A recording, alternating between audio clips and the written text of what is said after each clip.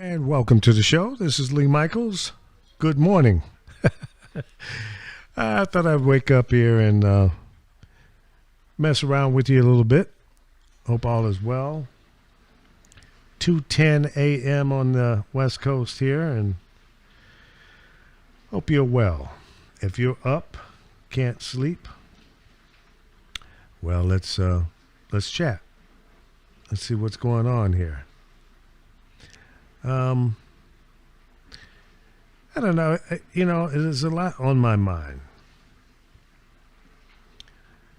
with everything that's going on in our country today with the pandemic, the politics, the protest, the economy, racism. People don't seem to give a damn. Well, it's time for a change. Really is. We can't keep going on like this. We have to bring about some change. Why?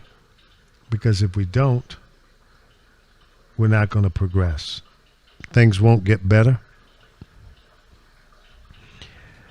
And the turmoil, hate and discontent will continue. And then what, right? Then what do we do? Where are we at that point? I don't know. I'm very concerned, folks. And I haven't been on here much because I just kind of sick of it. Kind of disappointed. Not happy. Because things are not right. Just a few years ago, the economy was rolling. Then we got a new president. He was given a gift of a good economy. Stock market was rolling. We had no pandemic. While racism wasn't overt, in your face, of course it still existed. But I think basically most people who have hate in their hearts were at least quiet and diplomatic to a certain degree. But now we're living in a different world. Not because of the pandemic exclusively, but that's part of it. It is. But how are we going to make it through this? It's going to take you. It's going to take me. It's going to take some truth, being honest,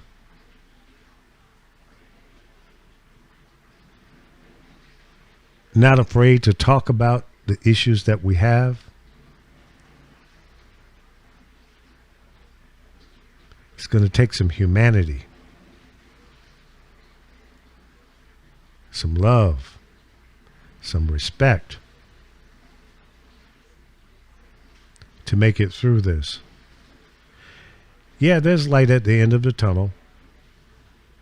It is. But we got to want to make it through this. And you're going to have to put some effort into it. When you run into people who don't get it and appear to not want to get it, people who are complacent, who are part of the problem, spend some time with them. Educate them. Be patient. Talk to them about the real important issues that we are faced with. This country, this world, won't make it to a better place until we all lock arms and work on the same path, same mission, without selfishness. I always believe, look, if I make it, you make it. You make it, I should make it. Let's make it together. If you don't do that, going up that hill is a lot harder when you don't have somebody in front of you pulling you and someone behind you pushing you. If you think you can do everything in life by yourself, you're blind and crazy, because it doesn't work that way. You're going to need somebody to help you. Could be your neighbor. It could be somebody you don't know. It could be a blessing that's lurking out there that you don't even know about. But if you don't look, you won't see it. Sometimes you don't want to see it, and that's terrible. It shouldn't be that way. You should never think about life that way. How are we going to make it through this? We got a president that said, quote, I didn't want to talk about it. I wanted to downplay this pandemic. But in the same breath, he said it was a hoax. It was a Democratic hoax. Hey, dumb butt, you can't have it both ways, man. Either it is or it isn't. Well, the matter of fact, it's not a hoax. There's almost 200,000 people dead from coronavirus. Now, you know, I've been into discussion with people. Well, you know, a lot of people are dying from other things and they're just calling it corona. Come on. I don't even want to deal with that. Maybe there have been some people who've been thrown under the bus and died from a heart attack or whatever. But if somebody's sitting on a damn ventilator for 3 months and they die, they've been diagnosed with corona, they die from corona.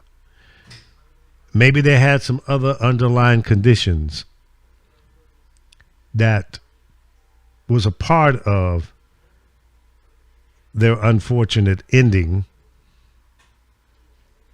But if they didn't have corona, they probably would not have died. They would have died from something else. So let's just leave that at that. Let's not debate bullshit. Let's not debate the minutia, the little nickel and dime stuff. The fact of the matter is there's almost 200,000 people dead from corona. Partly, and a large part, the reason is we were lied to. We were not told the truth from day one. And maybe some of you have caught me talking a few months ago about the fact when in 2019 I had a limo service, and well, still have it, but it's damn near out of business because of the lack of travel. But I had a great year in 2019. Had planned to expand and going into other markets. It was based in Los Angeles. I was looking at Vegas, New York, Washington, D.C., Atlanta, Miami, Houston, Dallas, Chicago, San Francisco, maybe Boston. But mainly the top 10 cities in America, and then we were going to expand maybe at the end of 2020 going into 21 to some other markets. My ultimate goal was to be in the top 50 markets in the U.S. providing ground transportation to people in a first class mode. Not that Uber stuff. Not Lyft. No thank you, Pasadena. Nothing wrong with it, but not my business model. It was an upscale black car kind of business, and we were doing well. In October of 2019, we were doing 30 rides a day. By mid-March, actually the first week of March, the business has dropped down to 3 or 4. By March 13th, I pulled the plug and said, hey, for the safety of the drivers that work with me and our passengers, I said, we're going to shut it down. Mainly because in October of 2019, I began to see a long stream every day, every flight from China, people coming into America, and everybody on the plane, these 747s coming in with 300 plus people, everybody on the plane with a mask on. People were leaving China like there was a plague going on. Guess what, folks? It was. So October, November, December, January, that's what Lee Michaels saw. I personally, and the drivers that work with me, and anybody that was performing any kind of transportation service in Los Angeles and probably all over the country, in major cities where flights were coming in from China, you saw the same damn thing. Now, if I saw it, why didn't our government see it? I suggest to you that they probably did, but they ignored it. They stuck their heads in the sand and said, oh, well, no big deal. Now, with all the intelligence, with all the technology, with all the smarts, the education, and the people that we are connected with, and our intelligence services around the world, and all the connections and spies and all other stuff, how in the hell did we not know when some little limo driver in Los Angeles saw it? How is that? Somebody explain that to me. See, that just doesn't add up for me. Not at all. I don't think we didn't know. If we didn't know, if we didn't see it, if we didn't pay attention to it, shame on us. And that's a damn shame. It really is. Here we are, 7 months later after we first acknowledged it. Really, it's like 9 months. We don't have a vaccine. We're not going to have one anytime real soon. And once they identify one that appears to be working, to what degree will that be successful? Will it knock it out? Will it somewhat contain it? Will it be 50% effective, 60, 70, 80, 100%? We don't know. We don't know what we don't know at this point. We're in that mode of hurry up and wait. But whatever the outcome is of one or more vaccines that may come to fruition, the experts, some say, maybe we'll have something by the end of the year. Some are saying after the first. And then once they qualify, whichever one we're going to go with, and it must be 9 or 10 of different pharmaceutical companies that are trying to figure this shit out. And I hope we get lucky. Based on history and other vaccines that we've come up with, they don't seem to work or get a fix real quickly. So that being said, I'm not overly optimistic that we're going to see that kind of success. I swear I hope I hope and pray that it's going to be all right. I hope we get one real soon. But listen, folks, let's be realistic. Let's use some common sense in this. What can we do right now? We can use some common sense, use some respect for others, wear a damn mask, wash your nasty hands, wear some gloves, don't go out and have parties, hanging out in a bar, going to a public pool. A little bit of a sacrifice. Let's go back and look at history and other plagues that we've had. The so-called Spanish flu 100 years ago. That killed millions, man. We didn't have the technology and the smarts and the advancement in medicine that we have today. That's why so many people died.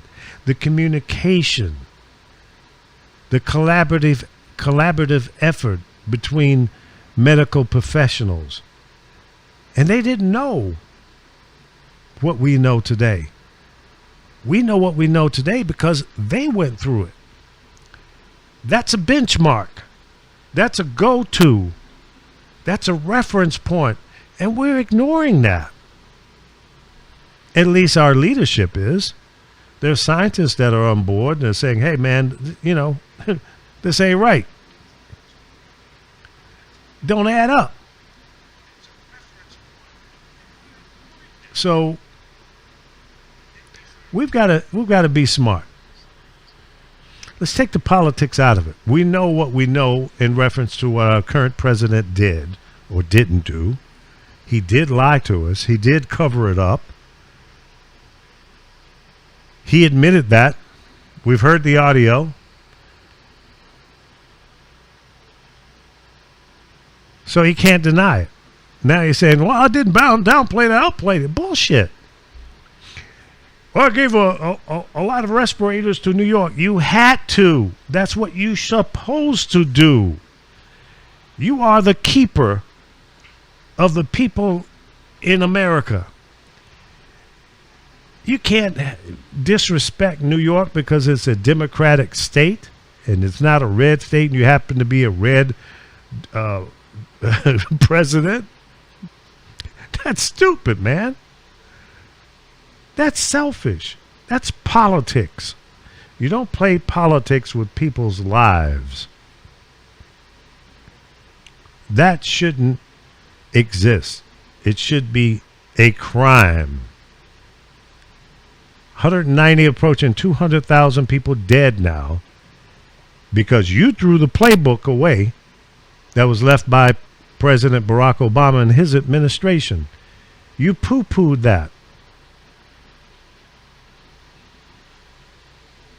How can one man lead this country, have so much disrespect for other people that preceded him?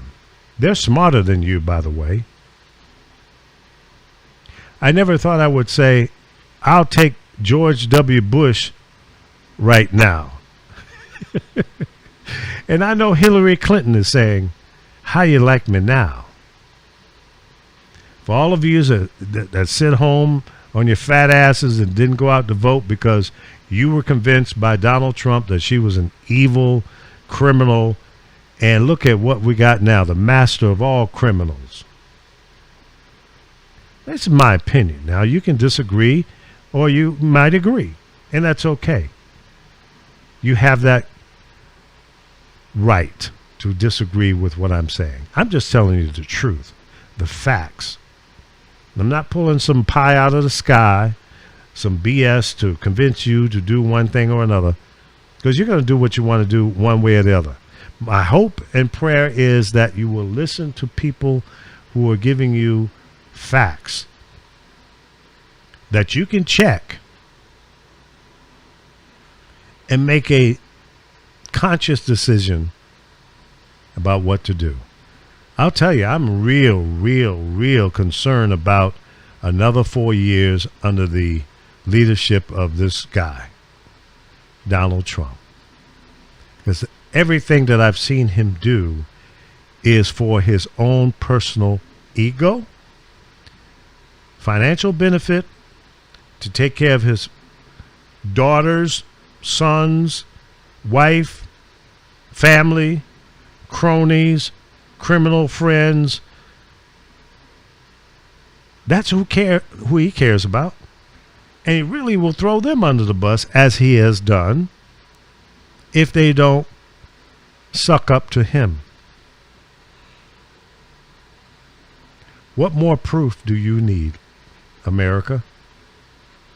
The world is looking at us. We don't look so good. We don't look so powerful. We look real crazy. We look real crazy right about now. People going, what happened to America?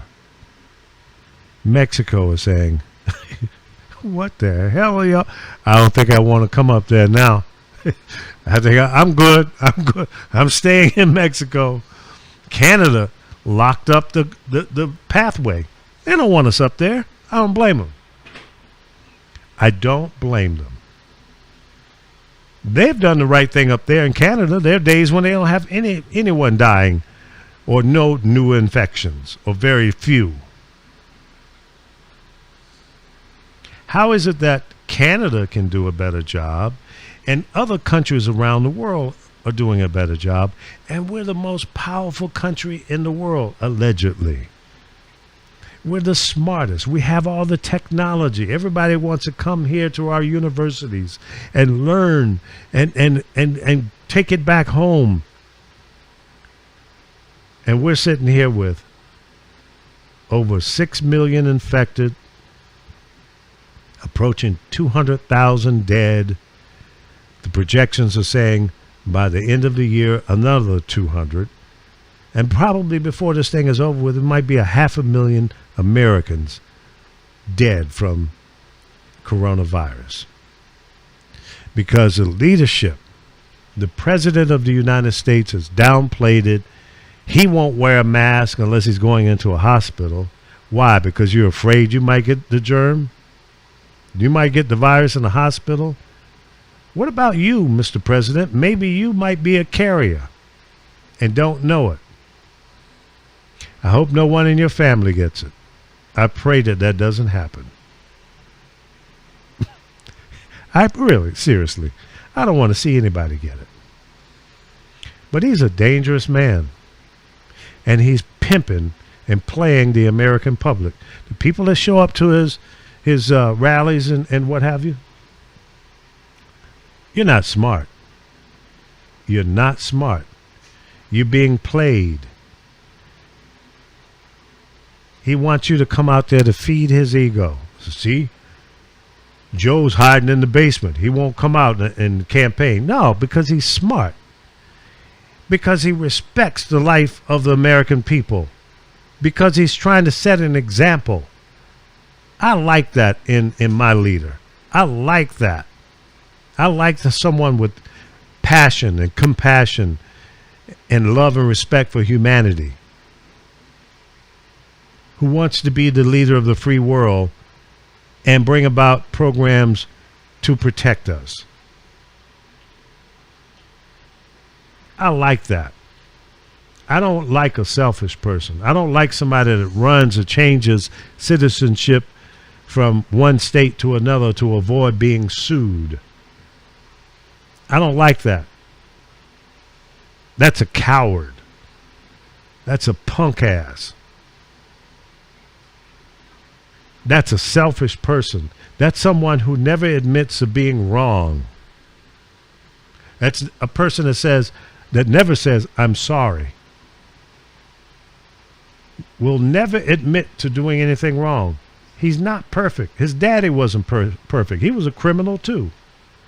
I may have told you the story. I had a friend that was hired by the United States government.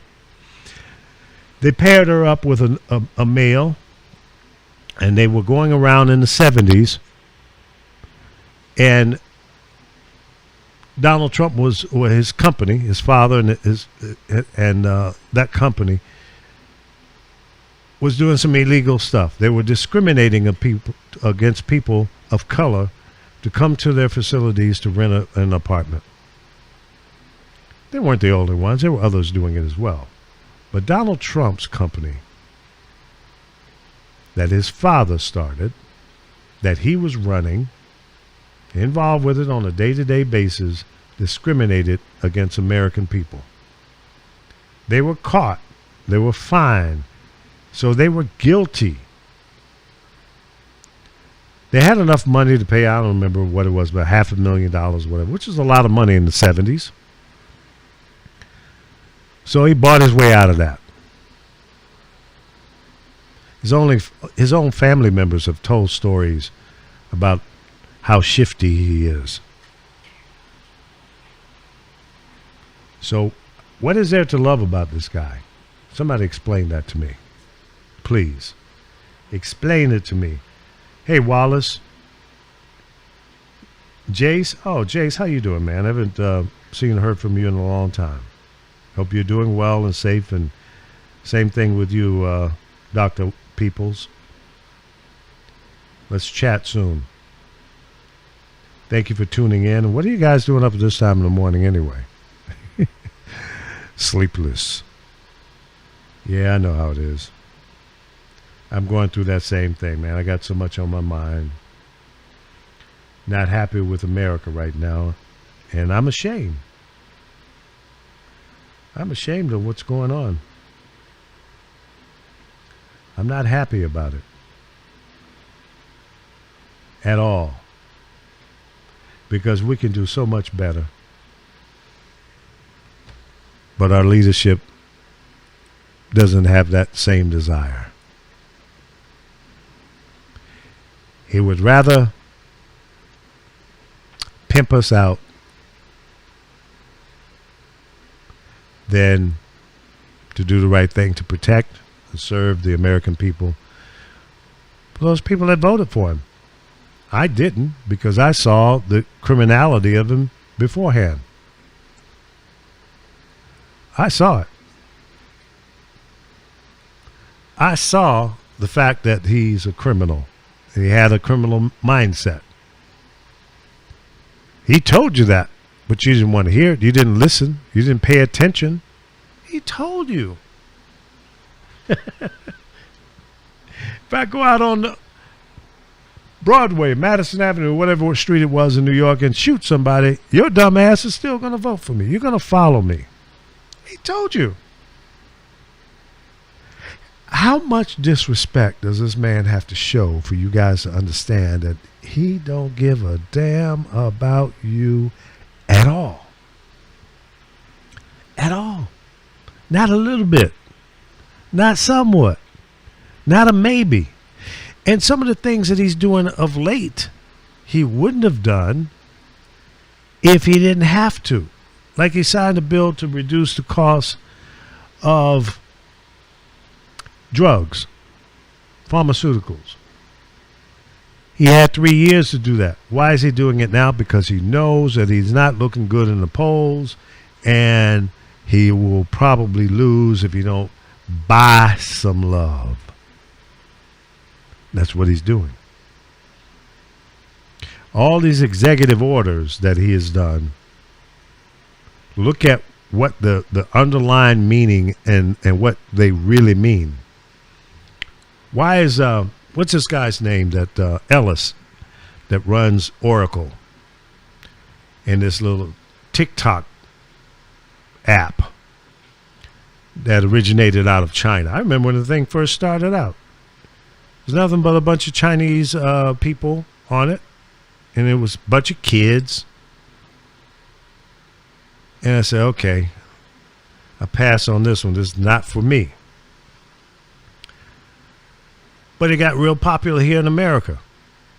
Young people in America jumped on it. And they started clowning and having fun on it. Hey, it's cool.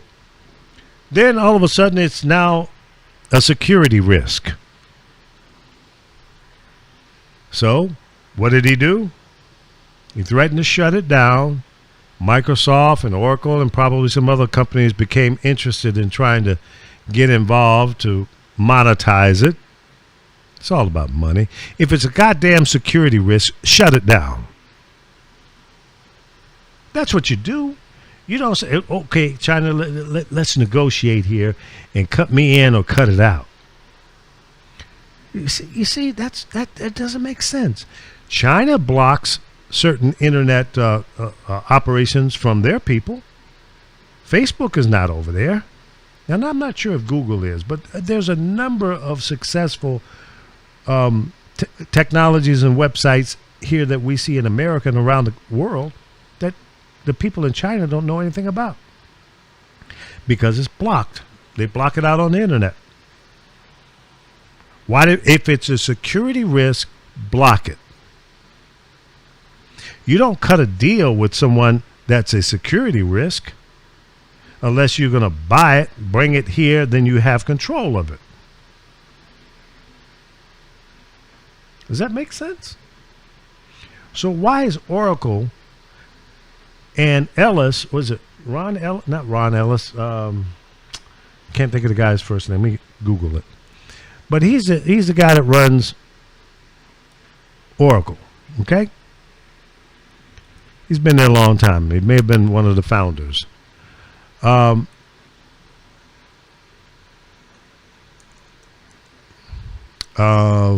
Oracle. He's a guy that now is in control of putting a deal together so that he can operate TikTok here in America. But where's the security patch or fix? If it's originating from China, they still have control. Or is it going to be moved here? See, there's a lot of loose things here. And Ellis is a big-time Donald Trump supporter. Ooh, wow, what a coincidence. How did that happen? You see how he brings in his little cronies and his supporters? Interesting. I find that interesting. So that's what we're dealing with, folks. We're dealing with a guy that is, it's all about him and the people that suck up to him. And look at all of his cabinet, the cabinet members. Look at that, our Attorney General. Another criminal. Michael Cohen. Indicted. Convicted. Locked up. He's out spilling his guts like they got pliers on his toes. His accountant, who's been with his company forever, I think even back to the days when his father was still around. He's now ready to throw it up. He's ready to give up all the information. Let me tell you something. When the accountant starts talking, that's when the doors start wide open. Because he knows where all the money comes from, where it's buried, where it's going, who's got what, who got paid. So that could be the beginning of the ending. So that's kind of who we're dealing with. I've always been a solution-oriented person. So what's the fix to the problem? The fix is in this administration ASAP. Unfortunately, the attempt to get him out of office, they couldn't seem to evict him out. That failed because the Republicans were in lockstep, sucking up to this guy. People like Cruz, McConnell, what's the guy's name down in Florida? Mario. All these guys. Now, you know what? Aren't they kind of quiet? Have you noticed that? And they're all going to run for president again. They didn't run this time. Why? Because they were punked through his thuggery. Because they were looking more for the party as opposed to people. They're more concerned about the Republican power structure than the advancement of the people of this country. So no, I don't have no respect for those guys. But watch. If by chance Trump wins another 4 years, they're already talking about running 4 years from now. Why didn't they run this time? Afraid. They've already punked out. So I have no respect for them. See, when a man does stuff like that, you ain't a man. You ain't a real man. You have no backbone. And you don't get no respect from me. You don't deserve it. Because you're complicit. You're a part of the problem. And that's a fact. That's the truth. That's the real deal. That's real talk. So, folks, if you're cool with what's going on now, continue to support the president. If you're ready to see some real change and get the respect of this country back online, so that we can hold our heads up high as citizens of America and be proud of that. Remember they criticized Michelle Obama when she said something, and I'm going to paraphrase here, that she wasn't proud of being an American, she wasn't proud of America, or something to that effect. I understand what she was saying. I understood it then, but it's even clearer today. Because we've gone backwards. He's still saying, make America great again. When was it great? And he didn't answer that question when the pastor asked him the other day at the town hall meeting. He didn't answer. He couldn't. He can't. There's no answer for it. Because if he went back in the time and said, well, things were better in the 60s or the 50s or the 70s or whatever time period. If he went back to 1889, it doesn't matter. It was never great. It's better today than what it was back in the day. When I was a kid, when I was 5 years old, 1965, I couldn't go to Woolworths and order a cherry Coke and a hot dog and sit there at the counter and eat it. My mother and father would have to order it, and we'd have to take it home to eat it. Because colored people were not allowed to sit at the counter and have a hot dog. So, yeah, we've come a long way. Things have gotten better, but they're not where they need to be. They're not. In my lifetime, I've seen many, many changes. A little less discrimination. We can go where we want to go, but that's not good enough. We're still not equal on pay. We still get red line on housing.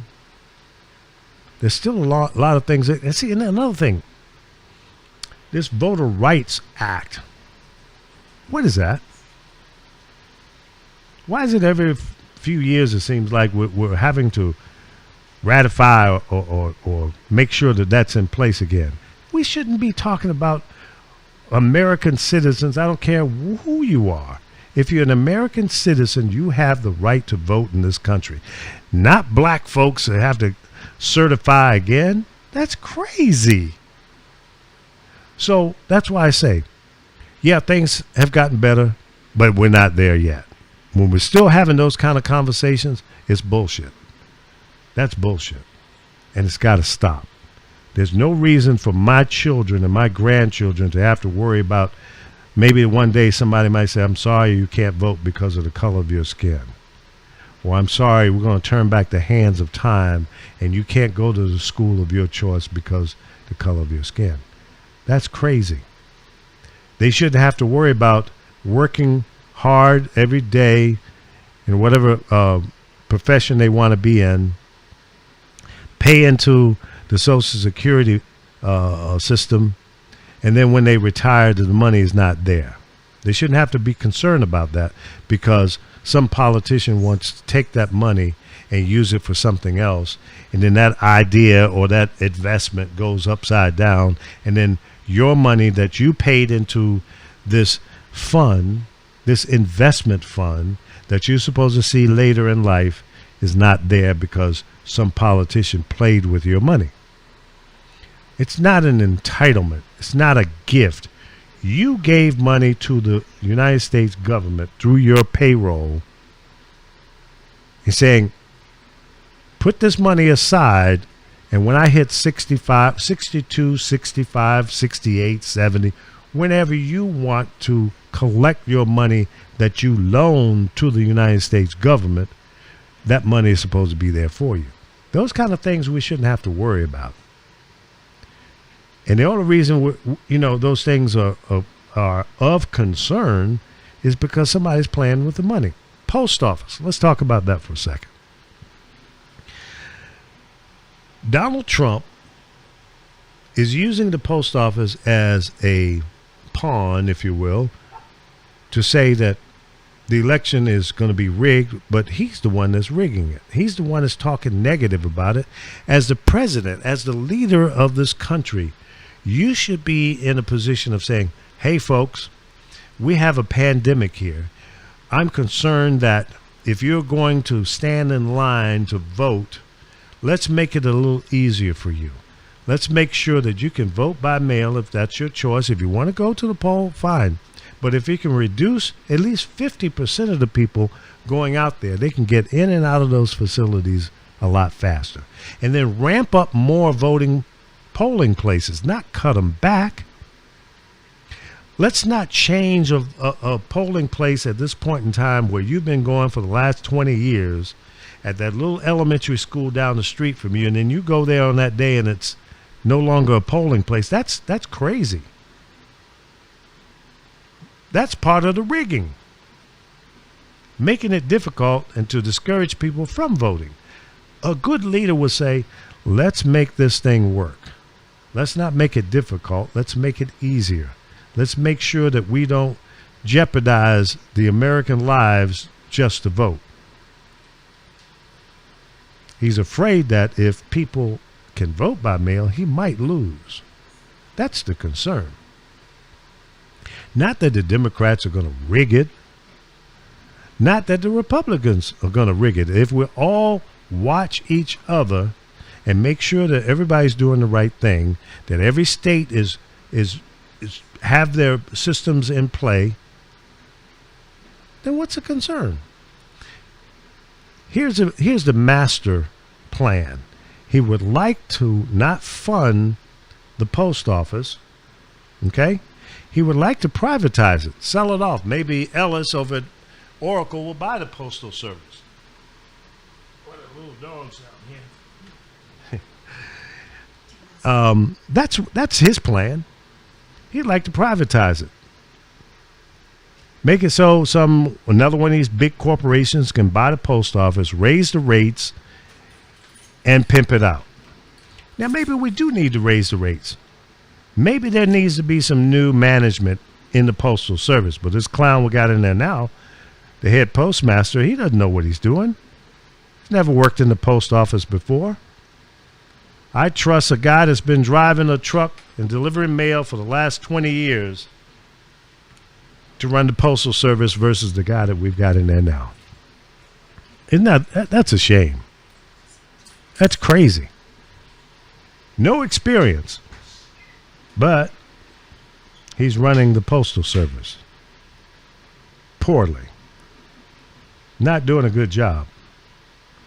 So, that being said, folks, I hope that, this little talk that I've given you here tonight or this morning may open your eyes to some truth. And I know there are people who will disagree and try to come up with an argument against what I've said. But listen, I do my homework.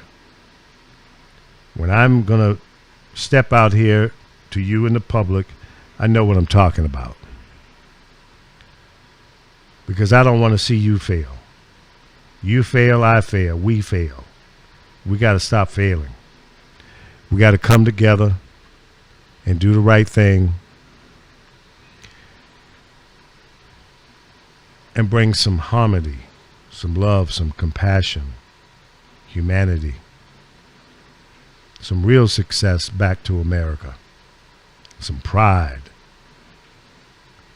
And if you don't like what I'm talking about, maybe it's time for you to go somewhere else. Because whether you like it or not, we're going to continue to move forward. John Lewis, rest in peace, brother. You were a good warrior. You stood for some great things. And I know you went away from this earth standing there on Black Lives Matter Plaza. And I would love to know what he was thinking. Is he saying, I'm happy, I'm at peace, this is great? Or was he saying, we still got a long way to go? Let me bid farewell. Good morning to you. Have a great day. Be safe. Wear a mask. Wash your hands. Wear some gloves. Don't go out in big crowds. Don't get hoodwinked into the bullshit. Use common sense. Stay home. Order your food. Have someone deliver it.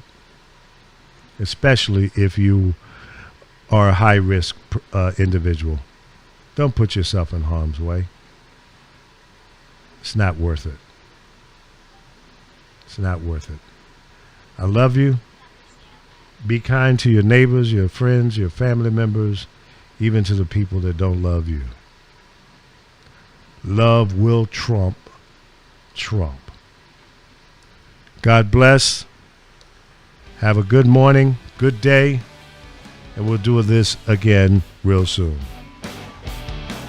I'm going to bed.